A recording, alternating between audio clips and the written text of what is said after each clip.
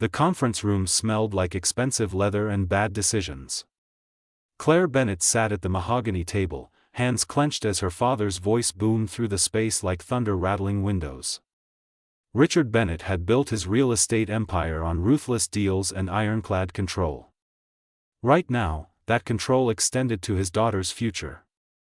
"The merger with Thornwood Properties is arranged," he said, not looking up from the contract. "You'll marry Marcus Thornwood in 6 months.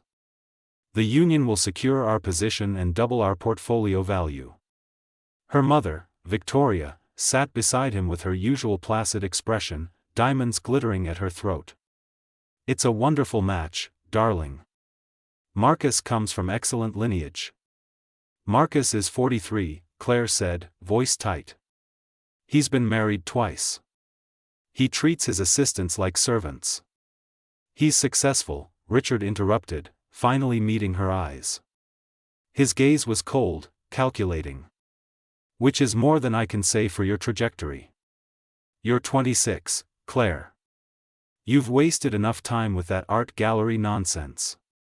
It's time you contributed to this family's legacy." Art gallery nonsense. The words hit like a slap. She'd spent 3 years building Bennett Arts from the ground up, showcasing emerging artists, creating a space that meant something beyond profit margins. "I won't marry him," Claire said, surprised by the steadiness in her voice. "I don't love him. I don't even like him." "Love?" Richard scoffed. "Love is a fantasy for people who can't afford pragmatism. You'll marry Marcus, produce heirs, and fulfill your duty. That's final." Claire stood abruptly, chair scraping against hardwood. "And if I refuse?" Her father's smile was thin, predatory. "Then I'll cut you off entirely. No trust fund, no allowance, no access to family resources. You'll be out of this house by the end of the month.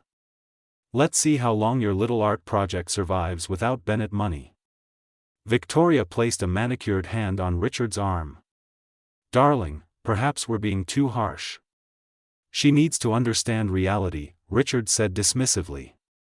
Then to Claire, "You have until Friday to give me your answer. Choose wisely."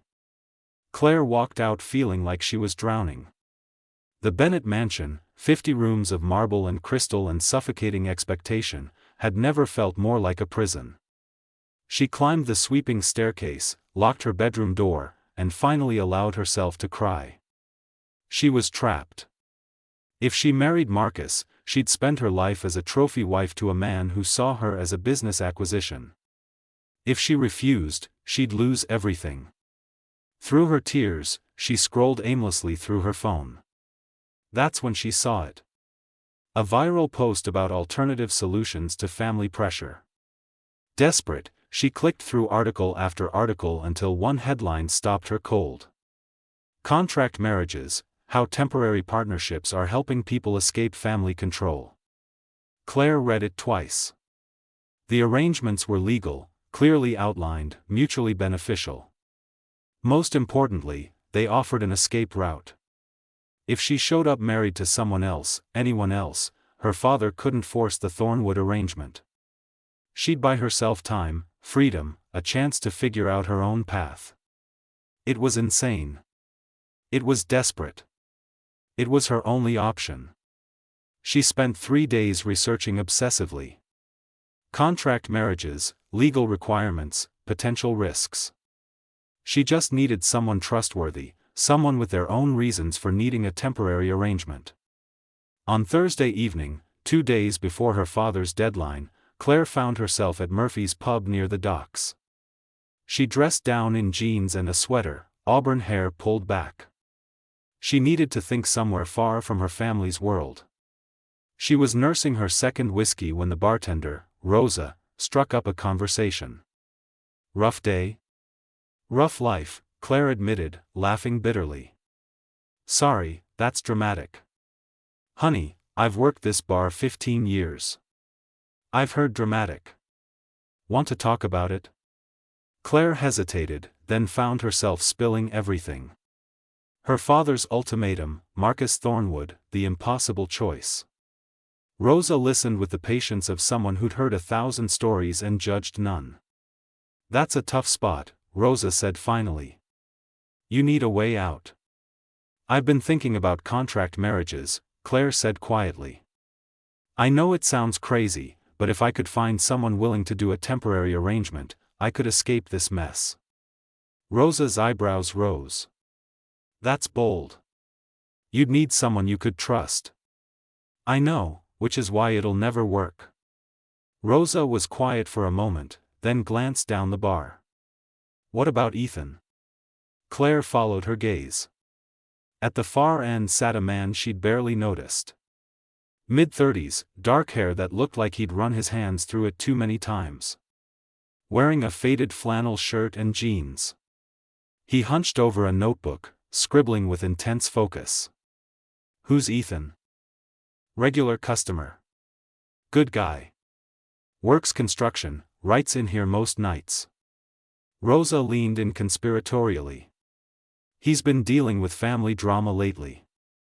Something about his grandmother's will and inheritance disputes. Mentioned needing to be married to access his trust fund."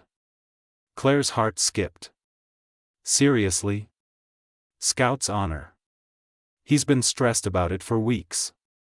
Rosa studied her carefully. "You want me to introduce you?" This was insane. Claire was seriously considering approaching a complete stranger in a bar to propose a fake marriage. "Yes," Claire said. "Introduce me." Rosa walked down the bar and Claire watched as she spoke quietly to the man. Ethan looked up, confusion crossing his features. Then his eyes found Claire. Even from a distance, she could see they were a striking gray-blue, like storm clouds over the ocean. He stood and walked over, moving with easy confidence. No designer clothes, no Rolex watch, no carefully cultivated image. Just a regular guy with calloused hands and an uncertain smile. "Rosa says you wanted to talk to me?" Ethan said, voice deep and rough around the edges. "I have a proposition," Claire said, then winced. "That came out wrong. Can I buy you a drink?" This is going to sound absolutely insane, but I promise I'm not crazy. Ethan's lips quirked. "Well, now I'm intrigued." "Sure." They moved to a booth in the corner. Claire stared at her hands, trying to figure out how to explain without sounding completely unhinged. "Okay," she began. "I'm going to be very direct. My father is forcing me into an arranged marriage with a man I despise. If I refuse, he'll cut me off completely and destroy everything I've worked for. I need a way out." Ethan listened without interrupting, expression unreadable. "I've been researching contract marriages. Legal temporary arrangements between two people with mutual needs. Rosa mentioned you're dealing with inheritance issues that require you to be married." "She talks too much," Ethan muttered, but there was no real annoyance. "I know this is crazy," Claire continued, speaking faster. "We're complete strangers, but I'm desperate. And if you're in a similar situation, maybe we could help each other. A legal marriage contract, clear terms, temporary arrangement. You get your inheritance, I escape my father's control. When we're both in better positions, we divorce. Clean, simple, mutually beneficial." She finally looked up. Ethan was staring at her like she'd just proposed they rob a bank together. "You're serious," he said slowly. "I know it sounds insane." "It doesn't sound insane," Ethan interrupted. "It sounds desperate. Which I understand because I'm pretty desperate myself." Claire's heart leaped. "So you'll consider it?" Ethan leaned back, studying her carefully. "Tell me about yourself. Real stuff, not sales pitch." Claire took a breath. "My name is Claire Bennett. My family owns Bennett Properties, old money, all the worst stereotypes. I run an art gallery that I actually care about, but my father thinks it's a waste. He wants me to marry into another real estate family to expand the business. The man he's chosen is twice my age and controlling. I'd rather live in a cardboard box than marry him. And cutting you off would destroy you financially? The gallery operates on thin margins. I have savings, but not enough long-term without family backing. I need time to establish independence, to prove I can make it work. Ethan nodded slowly. Okay, my turn. I'm Ethan Cross.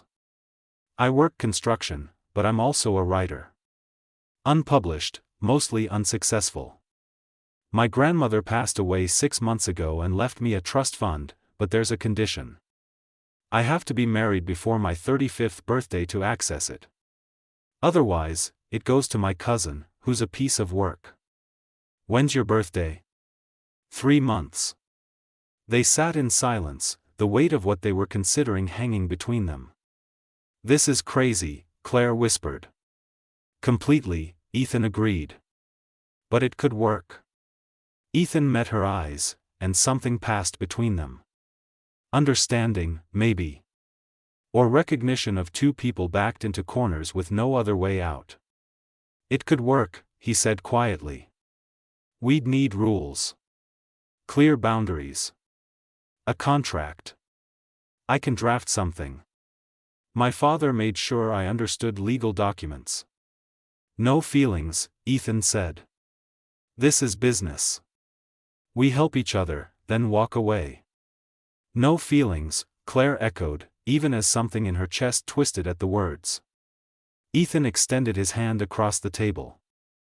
Okay, Claire Bennett. You've got yourself a fake husband. Claire shook his hand, his grip warm and solid. And you've got yourself a fake wife. As they sat there, hands clasped, Claire had the strangest feeling. Like she'd just stepped off a cliff and had no idea if she'd fall or fly. But she'd made her choice. Now she just had to survive it. The courthouse smelled like old paper and nervous decisions. Claire stood in the marble hallway, wearing a simple cream dress she'd bought that morning. Nothing white, nothing traditional. This wasn't that kind of wedding. Ethan waited beside her in dark jeans and a button-down shirt, the most dressed up she'd seen him. He looked uncomfortable, kept tugging at his collar. You can still back out, she said quietly. We both can. Ethan turned to her, those storm cloud eyes steady. Are you backing out? No. Then neither am I. They'd spent the past 24 hours hammering out a contract. Claire had drafted it with clinical precision: duration of marriage, financial arrangements, living situation, grounds for early termination. Everything spelled out in black and white. No room for misunderstanding or messy emotions. The plan was simple. They'd marry today, live together for appearance's sake, and after 1 year they'd quietly divorce. By then, Ethan would have his inheritance and Claire would have established enough independence from her family to survive on her own. Claire Bennett and Ethan Cross.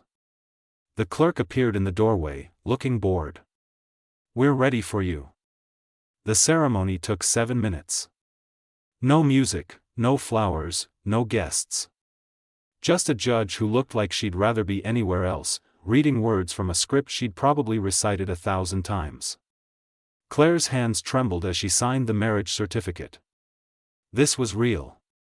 She was actually doing this. When it was over, they walked out into harsh afternoon sunlight. Husband and wife. The words felt foreign, almost absurd. So, Ethan said, shoving his hands in his pockets. I guess we should talk about logistics. Where are we living? I have an apartment downtown. 2 bedrooms. You can take the spare room. And your family? I'm telling them tonight. Claire's stomach twisted. My father gave me until tomorrow, but I'd rather get it over with. Ethan studied her face. You want me to come with you? You don't have to do that. Claire, if we're selling this as real, I should probably meet my in-laws. His mouth quirked in a humorless smile. Besides, I signed up for this. Might as well commit to the part. 3 hours later, they stood outside the Bennett mansion. Claire's hands were ice cold despite the warm evening. Ethan noticed, reached over and squeezed her hand once. The gesture was brief, almost impersonal, but something about it steadied her. "Ready?" he asked. "Not even a little bit." They walked in together. Her parents were in the sitting room, cocktails in hand, discussing quarterly reports. Richard looked up when they entered, his expression darkening immediately when he saw Ethan. "Claire. What's this?" "Father, Mother." Claire's voice came out stronger than she felt. "I'd like you to meet Ethan Cross. My husband." The silence that followed was deafening. Victoria's cocktail glass slipped from her fingers, shattering on the marble floor. Richard's face went purple. "You're what?" "We got married this afternoon," Claire said, reaching into her purse and pulling out the marriage certificate. Her hand was steady as she held it out. "It's legal and binding. Which means your arrangement with Marcus Thornwood is void." Richard snatched the certificate, scanning it with furious eyes. "This is absurd.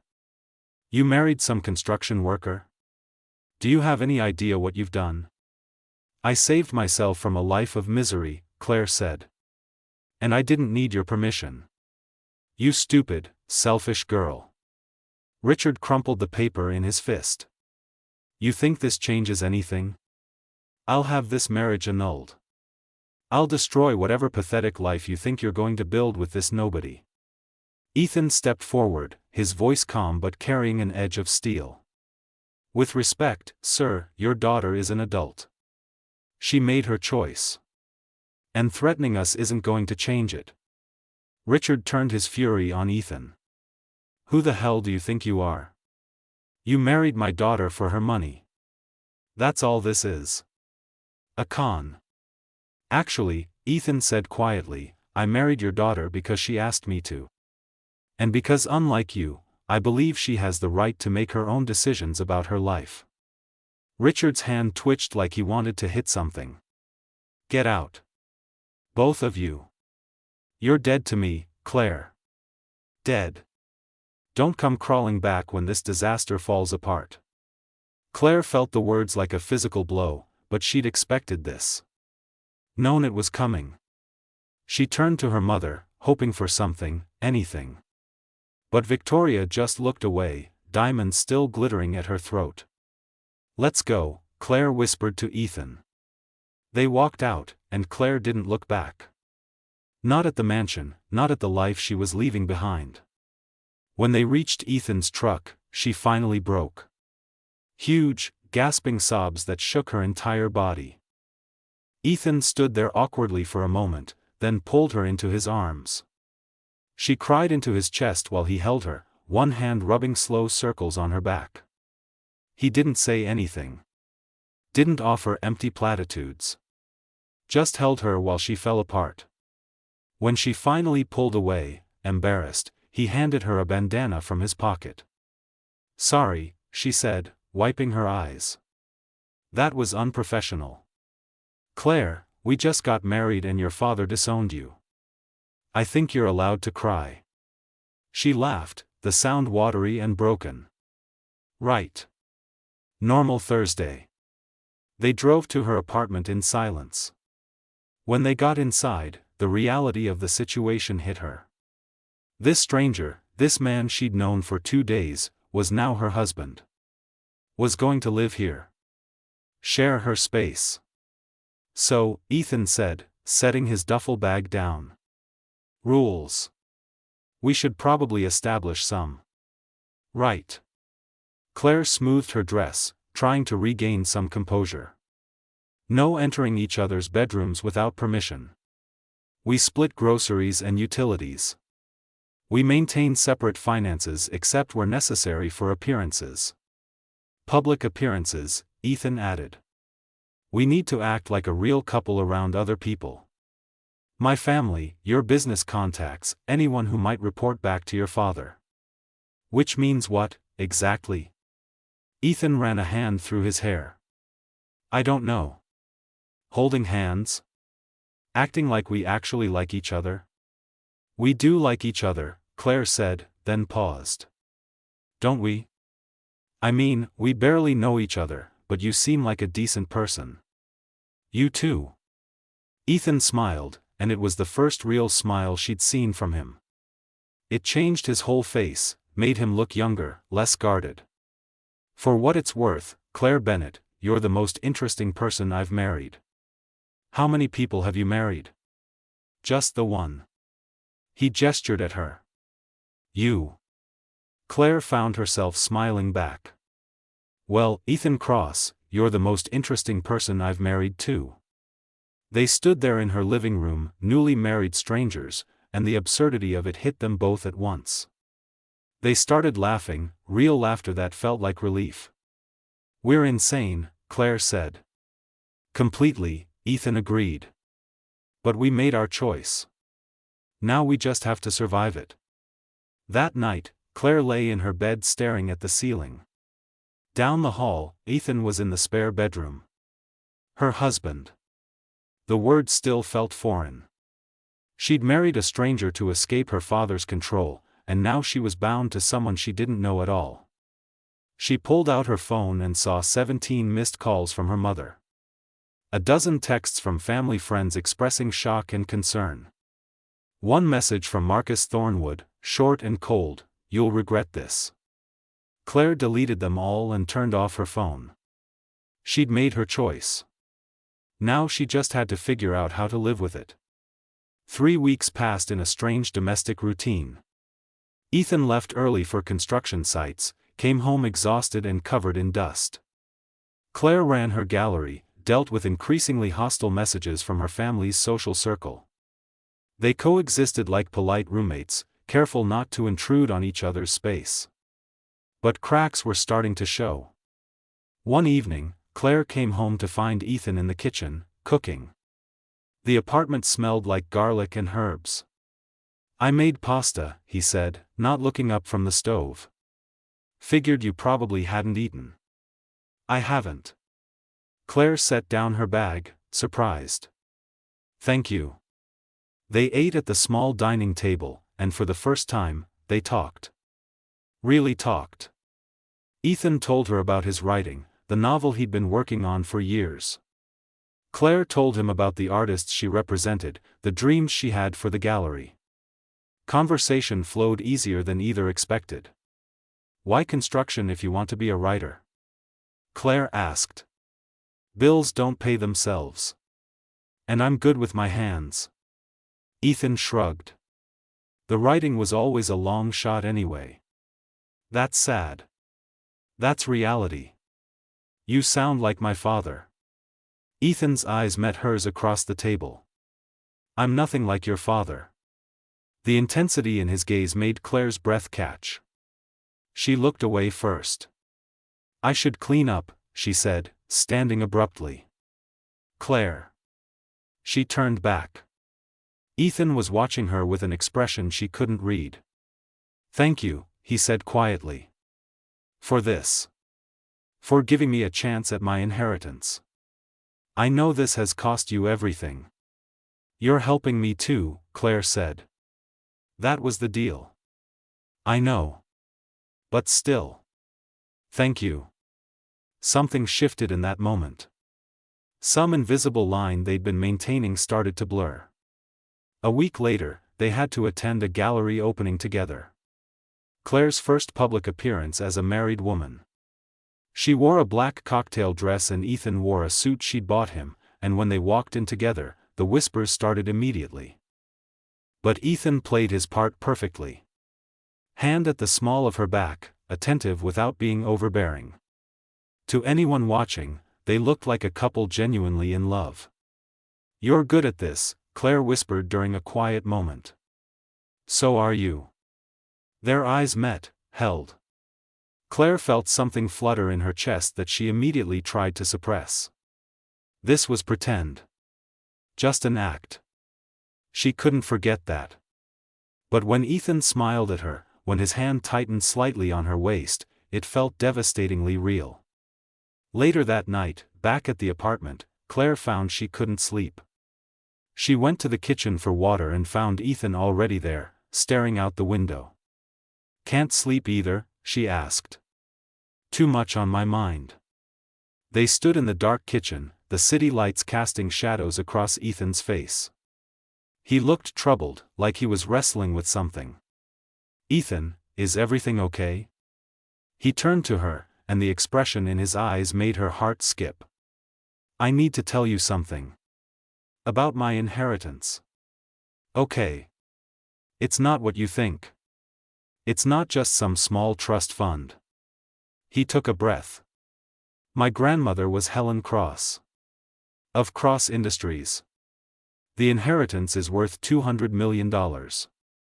Claire's world tilted. "What? I didn't tell you because I needed to know you weren't after the money. That you actually needed this arrangement for yourself. $200 million. Claire backed away from him. "You lied to me." "I didn't lie. I just didn't tell you everything." "That's the same thing." Her voice rose. "I married you thinking we were equals. Two desperate people helping each other. But you've been playing me this whole time." "Claire, no. That's not what this is." "Then what is it, Ethan? Why marry a stranger when you're worth $200 million? You could have hired someone.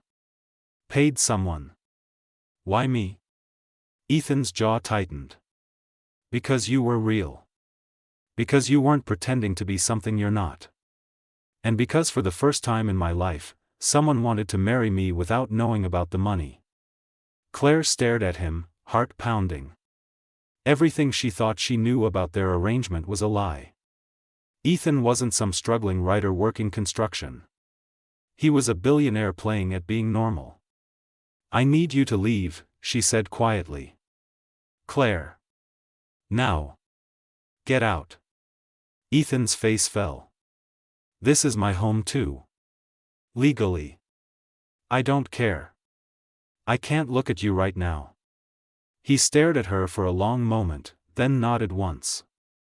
Grabbed his jacket and walked out, the door closing softly behind him. Claire sank to the floor, her whole body shaking. She'd escaped one manipulation only to walk straight into another.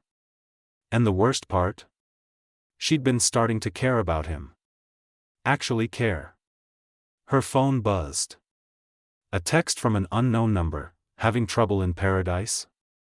I can make it all go away. Come home. Dad." Claire deleted it, but the damage was done. Her father had been watching, waiting for this marriage to crack.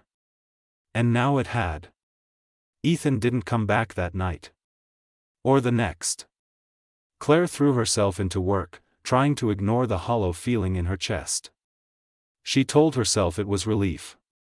The arrangement had been a mistake from the start. Now she could figure out her next move without the complication of a fake husband who'd lied about being a billionaire. Except she couldn't stop thinking about him. The way he'd looked at her in that dark kitchen. The hurt in his eyes when she'd told him to leave. On the third day, Rosa showed up at the gallery. "You look terrible," the bartender said, studying Claire with knowing eyes. "When's the last time you ate?" "I'm fine." "You're not. And Ethan's not either. He's been sleeping on my couch for 3 days, barely talking, just writing in that damn notebook like it's the only thing keeping him sane." Claire's heart clenched. "He's at your place? Where else would he go?" Rosa crossed her arms. "You want to tell me what happened? Because that boy is tearing himself apart. He lied to me." The words came out bitter. "About who he is, what he has. Everything. Did he lie about needing this marriage?" Claire paused. "No. But. Did he lie about wanting to help you?" "That's not the point." "Then what is?" Rosa's voice was gentle but firm. "Claire, I've known Ethan for 2 years. He's a good man. Private, maybe too private, but good. If he didn't tell you about his money, it's because he's been burned before. Real bad." "What do you mean?" Rosa hesitated, then sighed. It's not my story to tell. But you should talk to him. Really talk. Before you throw away something that might actually be worth saving. That evening, Claire found herself standing outside Rose's apartment. Her hand hovered over the door for a full minute before she knocked. Ethan answered, looking exhausted. His hair was a mess, his eyes red-rimmed like he hadn't slept. When he saw her, something flickered across his face. Hope, maybe, or fear. Claire. Can we talk? He stepped aside, let her in. The apartment was small, cluttered with books and knickknacks. Ethan's duffel bag sat in the corner, still packed. Rosa's working the evening shift, he said. So we're alone. They sat on opposite ends of the worn couch. The silence stretched between them like a chasm. I'm sorry, Ethan said finally. I should have told you about the money from the start. I just needed to know that you were marrying me for the right reasons. And what are the right reasons? Claire's voice was sharp. Because from where I'm sitting, we both married each other out of desperation and convenience. There was nothing noble about it. You're right. Ethan ran his hands through his hair. But I still should have been honest. The truth is, I've spent my whole life having people pretend to care about me because of my grandmother's name. My ex-fiancé, my supposed friends, even my own family. When you sat down in that bar and offered me an arrangement, you didn't know who I was. And for the first time, I got to be just Ethan. Not the crosshair. Claire felt her anger softening despite herself. You still lied. I know. His voice was raw. And I'm sorry. But Claire, everything else was real. The way we talked, the dinners, the gallery opening. I wasn't pretending about any of that. How am I supposed to believe you? Ethan met her eyes. Because I'm telling you now. Because I'm giving you the choice. You want to end this, walk away, I'll sign whatever you want. The apartment, a settlement, anything. Or you can give me a chance to earn your trust back. Actually get to know each other. No more secrets. Claire studied his face, seeing the vulnerability there. He looked like a man who'd been rejected so many times he expected it, but was still brave enough to hope. Tell me about your ex-fiancée, she said quietly. Ethan's jaw tightened. Her name was Vanessa. We met 5 years ago. I thought she loved me for me. Spent 2 years together before I proposed. Then my grandmother died and the will became public. Suddenly Vanessa was very interested in wedding planning, in making sure her name was on everything. When I suggested a prenup, she lost it. Showed her true colors. He laughed bitterly. Turned out she'd been feeding information about my grandmother's health to my cousin, helping him contest the will. All while pretending to comfort me. That's horrible.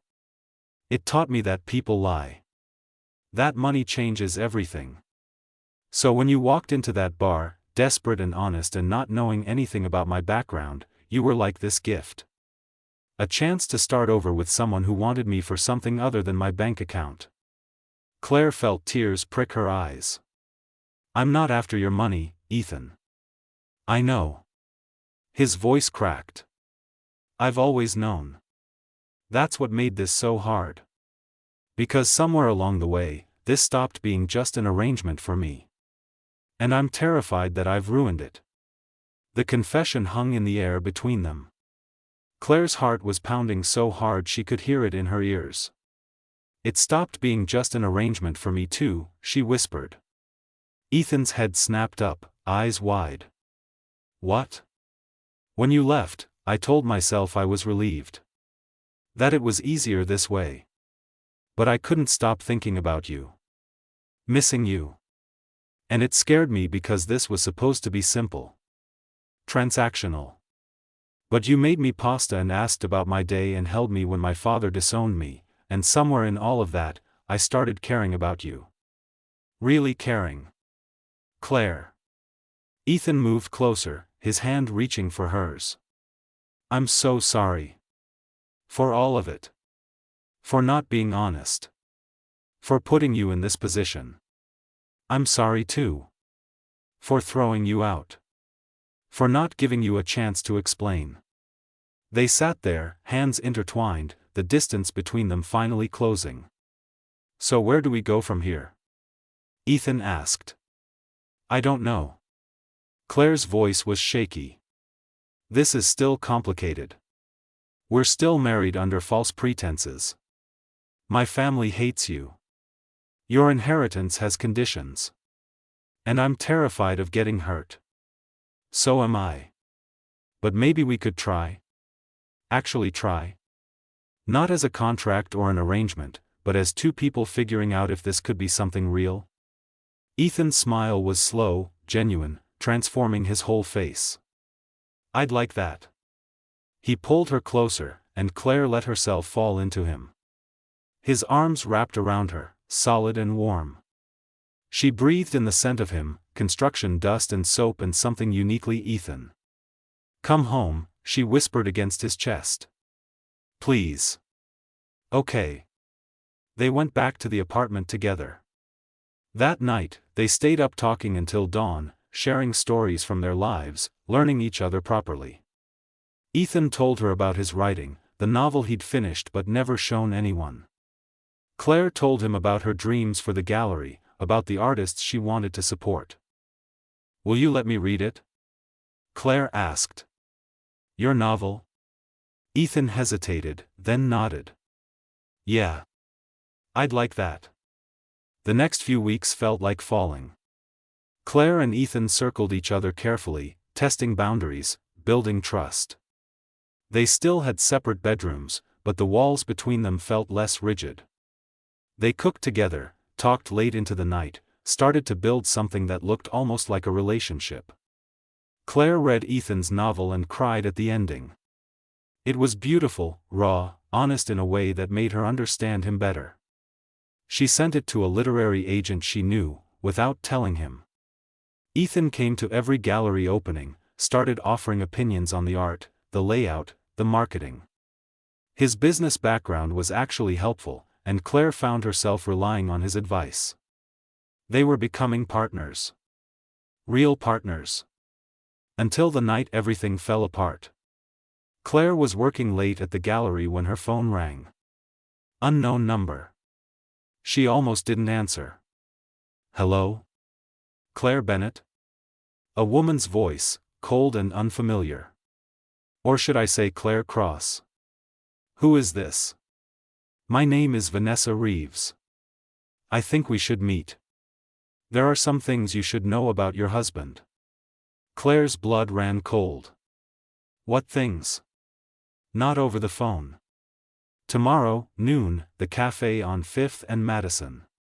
Come alone. Trust me, you'll want to hear this. The line went dead. Claire stared at her phone, heart racing. Vanessa. Ethan's ex-fiancée. The woman who'd betrayed him. She should tell Ethan. They'd promised no more secrets. But something in Vanessa's voice, something sharp and knowing, made Claire hesitate. What if there was more Ethan hadn't told her? What if this was another lie? The next day at noon, Claire walked into the cafe. Vanessa was already there, stunning in a designer suit, dark hair perfectly styled. She looked like she belonged in Claire's old world. Polished, expensive, dangerous. Claire. Vanessa's smile was all teeth. Thank you for coming. What do you want? To warn you. Vanessa gestured to the seat across from her. About Ethan Cross and what he's really after. Claire sat despite every instinct screaming at her to leave. I know about the inheritance. Do you know about the clause? Vanessa leaned forward. The one that says if he stays married for 1 year, he gets full control of the trust. But if he divorces before that, he only gets a fraction. He needs you, Claire. For exactly 12 months. Then you're disposable. You're lying. Am I? Vanessa pulled out a document, slid it across the table. This is a copy of Helen Cross's will. Page 14, subsection C, read it yourself. Claire's hands shook as she read. The words blurred together, but the meaning was clear. Ethan needed to stay married for 1 year to get full access to his inheritance. Their contract had been for exactly 1 year. He played you, Vanessa said softly. Just like he played me. Ethan Cross is very good at making women fall for him. At making them think they're special. But in the end, you're just a means to an end. Why are you telling me this? Because I was you once. Vanessa's expression was almost sympathetic. And I wish someone had warned me. Take my advice, Claire. Get out now before he breaks your heart. Or better yet, use him the way he's using you. Get a good lawyer, negotiate a settlement, and walk away with something. Claire stood, the document clutched in her hand. I need to go. One more thing. Vanessa's voice stopped her at the door. Ask him about the trust disbursement date. Ask him when he planned to divorce you. I bet it's exactly 1 year and 1 day from your wedding. Claire walked out in a daze. The city noise felt muffled, distant. She went back to the apartment on autopilot, her mind reeling. Ethan was home early, sitting at the kitchen table with his laptop. He looked up when she entered, smile fading when he saw her face. Claire? What's wrong? She threw the will document on the table. When were you going to tell me? Ethan picked it up, his face going pale. Where did you get this? Vanessa. She found me. Told me everything. Claire's voice was shaking. The 1-year clause. The fact that you need to stay married exactly that long to get your full inheritance. Our contract was for 1 year, Ethan. Exactly 1 year. That's not a coincidence. Claire, listen to me. Were you ever going to tell me? Or were you just going to wait until the year was up and then dump me? It's not like that. Then what is it like? Tears were streaming down her face now. Tell me the truth. All of it. No more secrets. Ethan stood, tried to reach for her, but she backed away. He dropped his hands, defeated. Yes, he said quietly. The will has a 1-year clause. And yes, our contract was for 1 year because that's what I needed. But Claire, I swear, what happened between us was real. I wasn't lying about my feelings. How can I believe you? You've lied about everything else. Because I'm standing here telling you the truth now. Ethan's voice broke. Yes, I needed the marriage. Yes, I needed it to last a year. But falling for you? That wasn't part of the plan. That was never supposed to happen. Convenient. Claire's laugh was bitter. You expect me to believe that? I don't know what to say to make you trust me. There's nothing you can say. Claire wiped her eyes. Vanessa was right. You used me. And I was stupid enough to fall for it. Don't let her poison this, Ethan pleaded. Vanessa wants to hurt me. She's probably working with my cousin to contest the will. This is exactly what she wants, to drive us apart. Maybe she's doing me a favor. The words hung between them, sharp and final. Ethan's face crumpled. Claire, please. I need you to leave, she said, voice dead. For real this time. We'll figure out the divorce, the settlement, all of it. But I can't do this anymore. If I leave now, I lose everything. The inheritance, the trust, all of it. Then I guess you should have thought of that before you lied to me. Claire walked to her bedroom, closed the door. Locked it. She heard Ethan stand there for a long moment. Heard him pack his bag. Heard the front door open and close. And then she was alone. Again. Her phone buzzed. A text from her father, I heard about the trouble. The offer still stands. Come home. All is forgiven. Claire stared at the message, then at the empty apartment. She'd escaped one trap only to walk into another. And now she had nothing. No husband, no family, no certainty. But before she could spiral completely, her phone rang. The literary agent she'd sent Ethan's novel to. Claire. I finished the manuscript. We need to talk. This is extraordinary. I want to represent him. When can the three of us meet? Claire's heart sank. She'd finally found a way to help Ethan achieve his dream. And now he was gone. 5 days passed like walking through water. Claire went through the motions. Gallery, apartment, sleep. Repeat. She ignored calls from her father, messages from concerned friends, everything. The literary agent kept calling about Ethan's novel, but Claire couldn't bring herself to return those calls either.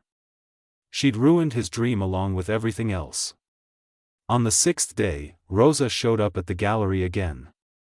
You need to see something, the bartender said, pulling out her phone. Ethan gave me permission to show you. She pulled up a video dated 3 months before Claire had walked into Murphy's pub security footage from the bar. Claire watched as a younger, more carefree version of Ethan sat at the bar, writing in his notebook. Then a woman approached. Vanessa. Rosa turned up the volume. I'm sorry, Vanessa's voice came through tinny but clear. For everything. I want to make it right. There's nothing to make right, Ethan said, not looking up. We're done, Vanessa. Your cousin contacted me. He's planning to contest the will. He wants me to testify that your grandmother wasn't in her right mind when she made you the heir. He's offering me money. Now Ethan looked up. And I'm not doing it. Vanessa's voice was earnest, convincing. I made mistakes. I hurt you. But I'm not going to help destroy your inheritance. I wanted you to know he's coming for you. That you need to be careful. Why are you telling me this? Because despite everything, I did care about you. I still do. Vanessa touched his arm. And I'm sorry. Truly. The video ended. Rosa pulled up another one, dated 2 days after Claire had married Ethan. Same bar, different conversation. Vanessa again, but this time her demeanor was different. Cold, calculating. I saw you got married, Vanessa said. Quick work. Let me guess, she doesn't know about the 1-year clause. That's none of your business. Ethan, come on. I know you. You found some desperate girl and convinced her to marry you so you could get your money. It's smart, actually. Ruthless, but smart. You don't know anything about Claire or why we got married. Then tell me I'm wrong. Vanessa leaned in. Tell me you told her everything. About the money, the timeline, the clause. Tell me this isn't just another transaction. Ethan's silence was damning. That's what I thought. Vanessa smiled. See, we're not so different, you and me. We both know how to use people to get what we want. The difference is, I'm honest about it. Get out, Vanessa. I'll go. But Ethan? When this blows up in your face, and it will, don't come crying to me. You made your bed. Now lie in it. Rosa stopped the video. She came back yesterday. I heard her on the phone in the bathroom. She was talking to someone, said she'd handled the Claire situation and that Ethan would be broken and desperate soon. That's when I knew I had to show you these. Claire's hands were shaking. She set me up. She's been playing both of you from the start. First trying to seem reformed, then twisting everything to make Ethan look like the bad guy when he didn't immediately tell you about the clause. Rosa gripped Claire's shoulders. But here's what matters. Ethan could have lied to you in that video. Could have told Vanessa that you knew everything. But he didn't. He stayed silent because he was ashamed. Because he knew he'd messed up by not being fully honest with you. Where is he now? I don't know. He left my place 2 days ago. Said he needed to figure some things out. Claire's phone rang. Marcus Thornwood. She almost declined, then something made her answer. Claire. His voice was smooth, oily. We need to talk. I have nothing to say to you. Not even when I tell you I know where your husband is. And that he's about to make a very stupid decision. Claire's blood ran cold. What are you talking about? Meet me at the Bennett Properties office. 1 hour. Come alone or I tell your father where you are, and believe me, he's very eager to have a conversation with you about your little rebellion. The line went dead. Claire looked at Rosa. I have to go. Claire, this feels like a trap. Everything's a trap. But I need to know what he's talking about. An hour later, Claire stood in the marble lobby of Bennett Properties. Marcus waited by the elevators, looking exactly as she remembered. Mid-40s, silver hair, expensive suit. Everything about him screamed control. Claire. He smiled, and it made her skin crawl. Thank you for coming. Where's Ethan? Straight to business. I always admired that about you. Marcus gestured to the elevator. Top floor. Your father's office. Claire's stomach dropped. What? Oh, didn't I mention? Your husband's been meeting with your father for the past 2 days. Very productive conversations, from what I understand. The elevator ride felt like descending into hell. When the doors opened, Claire heard voices from her father's office. She walked in without knocking. Richard Bennett sat behind his massive desk. And across from him, looking exhausted and defeated, sat Ethan. Claire. Her father's smile was triumphant. Perfect timing. We were just finalizing the details. Details of what? Your divorce, Richard said smoothly. Ethan's been very cooperative. He's agreed to sign the papers, take a small settlement, and disappear from your life. In return, I'm dropping my plans to sue him for fraud and manipulation. Claire stared at Ethan. Is this true? Ethan met her eyes, and the pain there was visceral. Your father convinced me it was for the best. That I'd ruined your life enough. How noble. Marcus stepped into the office behind Claire. The construction worker finally realizing he doesn't belong in our world. Shut up, Marcus, Claire said, not taking her eyes off Ethan. Why would you do this? Because he's right. Ethan's voice was hollow. All I've done is hurt you. Lie to you. Drag you into my mess. You deserve better than a fake marriage to someone who can't even be honest. So you're just giving up? Walking away? I'm setting you free. Free? Claire laughed bitterly. You think this is freedom? Going back to my father's control? Marrying Marcus like he wanted all along? That's not what this is, Richard interrupted. Marcus is here as a business partner. We're offering you a different deal, Claire. Come back to the family. Run Bennett Arts with proper financial backing. Have a real life instead of this farce. And what does Marcus get out of this arrangement? Marcus stepped forward. Nothing. I withdraw my proposal. Your father and I have other business interests to pursue. You're free, Claire. No arranged marriage. No expectations. Just come home. It was everything she should want. Financial security, her father's approval, the gallery properly funded. All she had to do was walk away from Ethan. She looked at him, sitting there defeated, ready to sacrifice everything to free her from their marriage. And something inside her snapped. No. Richard frowned. Excuse me? I said no. Claire walked over to Ethan, took his hand. He looked up at her, confusion and hope warring in his eyes. I'm not signing anything. And neither is he. Claire, don't be stupid, Marcus said. He's been using you. Maybe at first, Claire said. Maybe we both were using each other. But that's not what this is anymore. And I'm not walking away because it's convenient for you people. Richard stood, his face reddening. You're throwing your life away for a man who lied to you. He lied about money and timelines. You lied about loving me. About wanting what's best for me. You wanted a puppet, Dad. A business asset. Ethan wanted a partner. She squeezed Ethan's hand. Even when he was lying, even when he was desperate, he never tried to control me. He never tried to make me into something I'm not.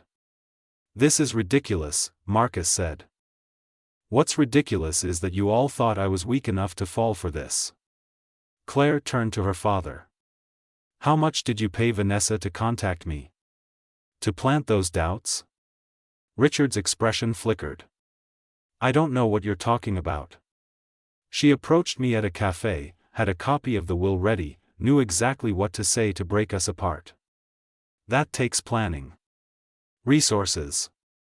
Your resources. Paranoid, Marcus muttered. Prove it, Claire challenged.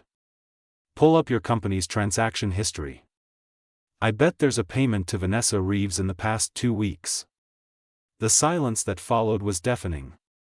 Richard's jaw tightened. You wanted this marriage to fail, Claire continued.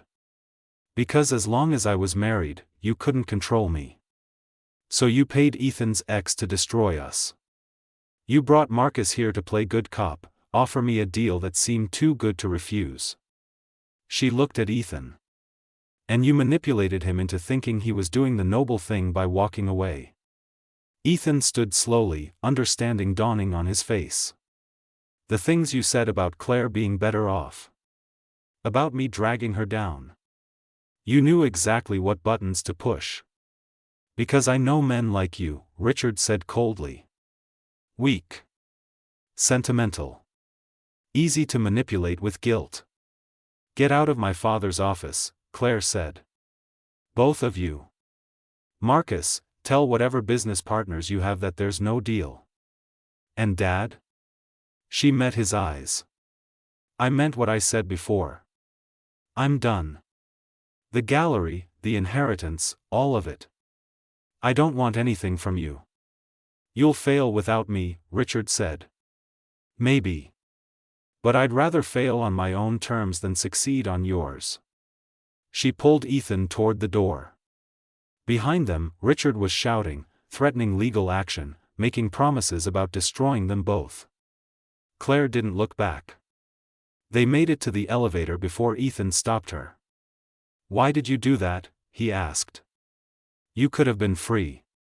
Had everything you wanted. I could have had everything they wanted, Claire corrected. There's a difference. Claire, I don't have anything to offer you. The inheritance is tied up in legal battles now. My cousin's contesting the will. Vanessa's testimony, even paid for, will be used against me. I might lose everything. Then we'll figure it out together. Together. Ethan tested the word. After everything I did, all the lies, you're still choosing me? You're choosing me too, Claire pointed out. You were ready to walk away to protect me. That's not using someone, Ethan. That's sacrifice.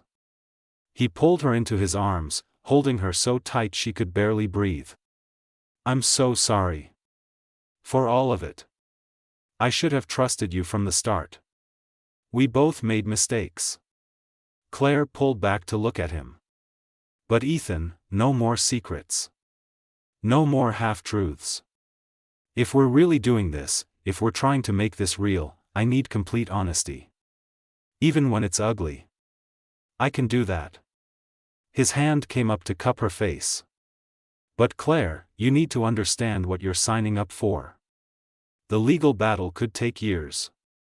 I might lose. We might lose everything. I lost everything when I walked away from my family, Claire said. And I'm still standing. We'll figure it out. How are you so brave? I'm not. I'm terrified. But I'm more terrified of walking away from this. From you. From us. Ethan kissed her then, soft and desperate and full of promise. When they broke apart, they were both crying. What do we do now? Ethan asked. Claire thought about the literary agent, the calls she'd been ignoring. I think I know where to start. But first, you need to know something. I sent your novel to an agent. Before everything fell apart. She wants to represent you. Ethan's eyes went wide. What? She called 5 days ago. Said your manuscript was extraordinary.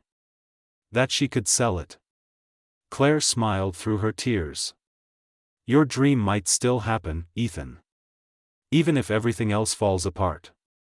He stared at her like she'd just handed him the world. You did that? For me? Of course I did. I believe in you. She took his hand. Now let's go home and figure out how to survive this mess we've made. They walked out of Bennett Properties together, past the marble and the crystal and the suffocating expectations. The city stretched out before them, full of uncertainty and possibility. Behind them, in Richard Bennett's office, Marcus turned to his business partner. So what now? Richard's smile was cold. Now we wait. They think they've won. But I've been playing this game a lot longer than them. They'll fail. And when they come crawling back, I'll make sure the terms are even worse. And if they don't fail? Everyone fails eventually, Richard said. It's just a matter of time. 6 months later, Claire stood in the new gallery space, paint still drying on the walls. It was smaller than Bennett Arts. Grittier, located in a neighborhood her father would have called questionable. But it was hers. Really hers. Built from savings, small business loans, and sheer stubborn determination. The sign above the door read, Cross and Bennett Gallery. You're sure about the name? Ethan asked, coming up behind her. His arms wrapped around her waist, chin resting on her shoulder. It's not too late to change it. I'm sure. Claire leaned back into him. We're partners. In everything. The past 6 months had been brutal. Ethan's cousin had contested the will, dragging them through depositions and legal battles. Vanessa had testified, claiming Ethan had manipulated his grandmother. Richard had used his influence to poison Claire's reputation in the art world, making it nearly impossible to get funding or loans. But they'd survived. Barely, some days, but they'd survived. Ethan's novel had sold. Not for millions, but enough to keep them afloat while the legal battles raged. The reviews were extraordinary, critics calling it a raw, honest exploration of identity and belonging. He was writing again, a second book, this one about 2 people finding each other in the wreckage of their lives. Claire had rebuilt her gallery from scratch. Different artists, different vision, but still focused on emerging talent. The opening was tomorrow night, and she was terrified it would fail. You're spiraling, Ethan said, knowing her too well now. I can feel it. What if nobody comes?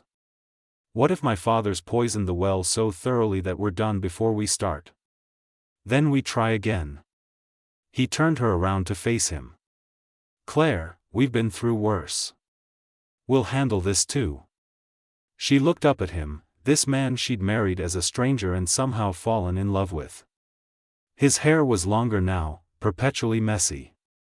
He had new lines around his eyes from stress and late nights. But when he smiled at her, really smiled, her whole world felt right. When did you become the optimistic one? She asked. When I realized I had something worth fighting for. Her phone rang. Unknown number. Claire almost didn't answer, but something made her pick up. Claire Bennett? Speaking. This is Margaret Chen, your grandmother's estate attorney. I'm calling about Ethan Cross. Claire's heart stopped. What about him? The judge ruled in his favor this morning. Your cousin's contest was dismissed.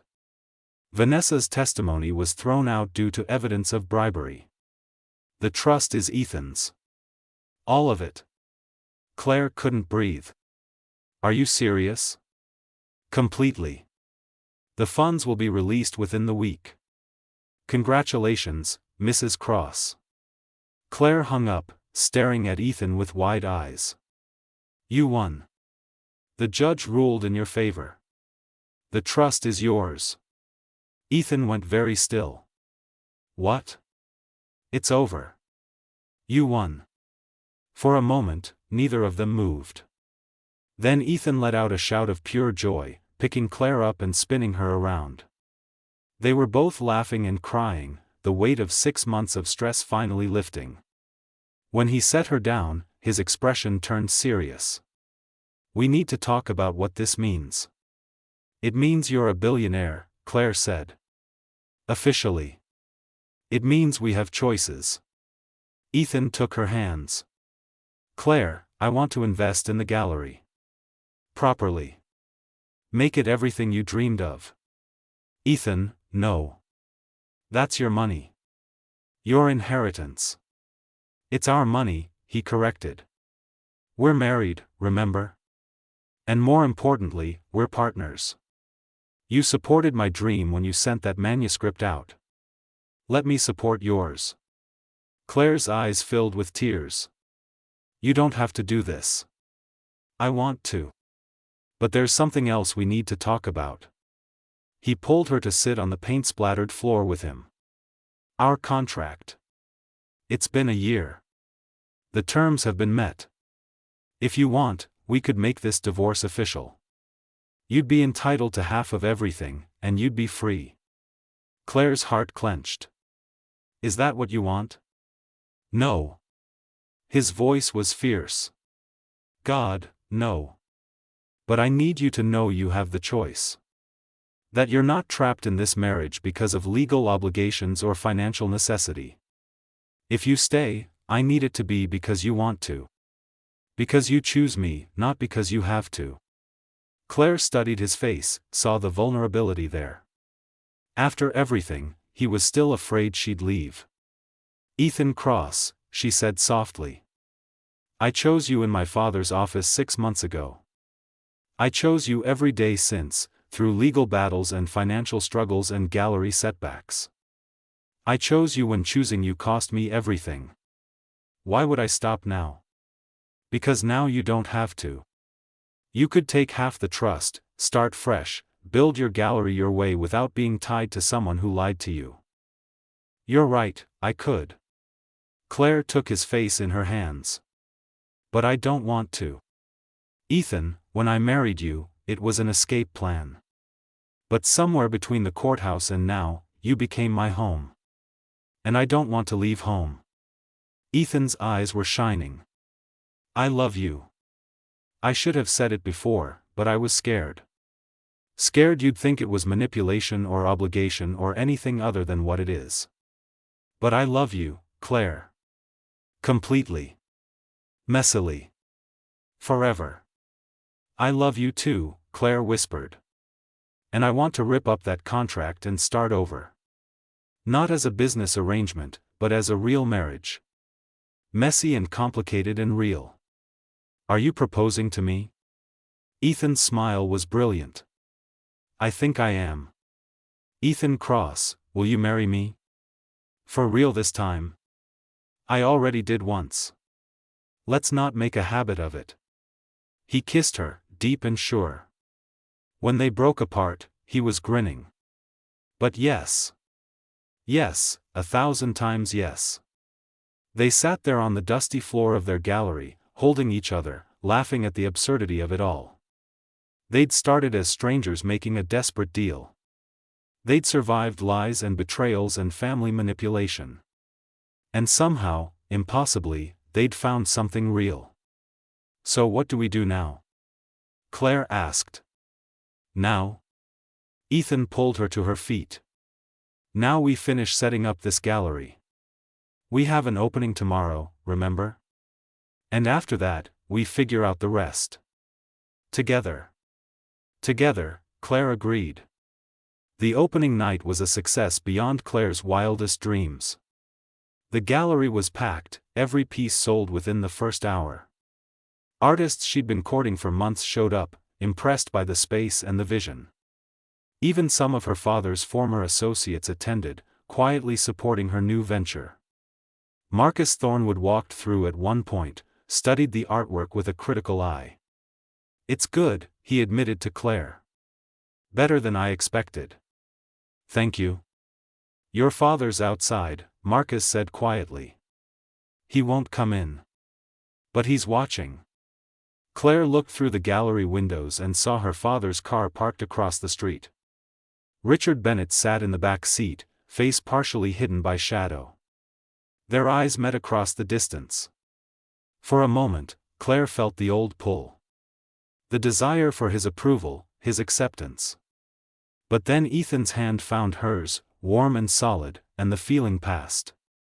She turned away from the window, back to the gallery full of people who believed in her work. Back to the life she'd built from nothing. Back to the man who'd helped her find the courage to build it. "He'll never change," Ethan said softly, following her gaze. "I know." Claire squeezed his hand. "But I have." Later that night, after the last guest had left and they'd locked up the gallery, they walked home through the city streets. The lights glittered off wet pavement, and somewhere a saxophone played jazz that drifted through the warm air. "Do you ever regret it?" Ethan asked. "Walking into that bar? Proposing to a stranger?" Claire thought about the girl she'd been 6 months ago. Trapped, desperate, terrified. She thought about everything she'd lost and everything she'd gained. "Not for a second," she said. "Do you?" "No." Ethan pulled her close. "Best bad decision I ever made. We should do this properly, you know. Get married again. With witnesses and flowers and everything we didn't have the first time. Is that what you want?" "I want everything with you," Claire said. "The messy parts and the beautiful parts and all the parts in between. Then that's what we'll do."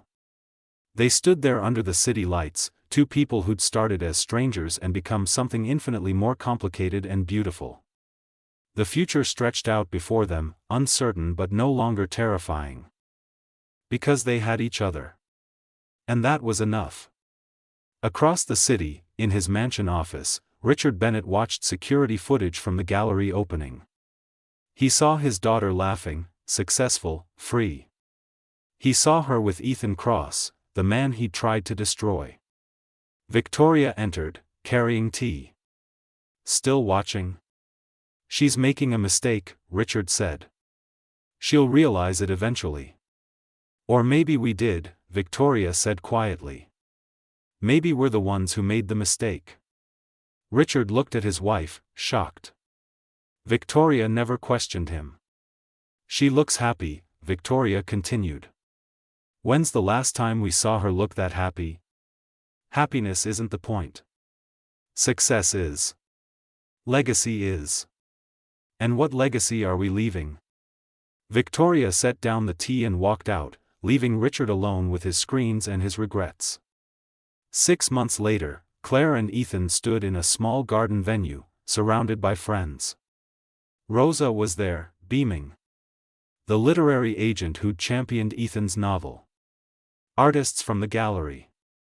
People they'd collected along the way, building a new family from scratch. This time, Claire wore white. This time, there were flowers and music and vows they'd written themselves. "I promise to choose you," Claire said, her voice steady and sure. "Every day, in every way. Not because a contract tells me to, but because loving you is the easiest choice I've ever made." "I promise to be honest," Ethan said. "Even when it's hard. Even when I'm scared. Because you deserve the truth, always." And I promise to build a life with you that's worthy of the courage you showed when you walked into that bar and changed both our lives forever." They kissed as husband and wife. For real this time. No contracts, no conditions. Just two people who'd found each other in the wreckage and built something beautiful. As they walked back down the aisle, Claire saw a figure standing at the back of the garden. Her mother, Victoria, in a simple dress, tears streaming down her face. She didn't approach, didn't speak. Just raised her hand in a small wave. Claire waved back, then turned to her future. To Ethan, to the life they were building, to all the beautiful, messy, complicated days ahead. She'd walked into a bar 6 months ago as a desperate woman with no options. She walked out of this garden as someone who'd learned that sometimes the bravest thing you can do is ask a stranger for help. And sometimes, if you're very lucky, that stranger becomes your home. Years later, when people asked Claire about her marriage, she'd smile and say they'd met in a bar. That Ethan had been writing and she'd been desperate and somehow, impossibly, they'd found each other. She never mentioned the contract or the arrangement or the way they'd started. Because that wasn't the story that mattered. The story that mattered was this: two broken people had taken a leap of faith. And they'd learned to fly. The end.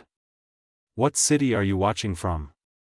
Rate this story from 0 to 10 in the comments below.